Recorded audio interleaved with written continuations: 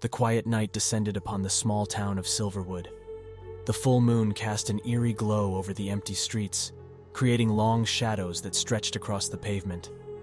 Despite the peaceful appearance, something sinister was lurking in the darkness. Emmy had just finished her late shift at the coffee shop.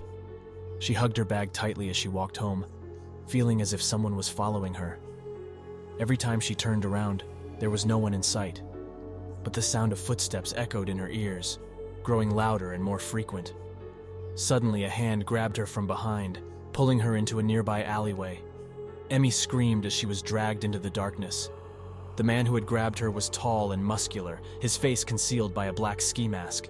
"Stay quiet," he growled at her, his voice low and menacing. Emmy's heart raced as the man forced her into a car. The smell of leather and gasoline filled her nostrils as he drove out of town and into the countryside.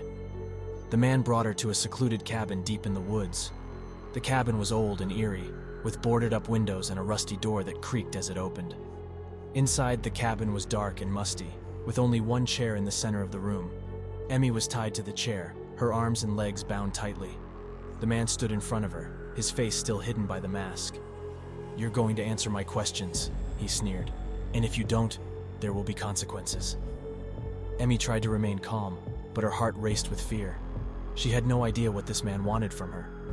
The man began to question her about her family, her job, and her personal life. Emmy answered honestly, but the man seemed unhappy with her responses every time. He grew more and more agitated, his voice growing louder and more menacing. Emmy tried to reason with him, but he wouldn't listen. Suddenly, the man lunged forward and grabbed Emmy's throat. She struggled to breathe as he squeezed tighter and tighter. Everything went black as she lost consciousness. When she came to, Emmy was lying on the cold cabin floor, her body bruised and battered. She didn't know how long she had been unconscious or what had happened while she was out.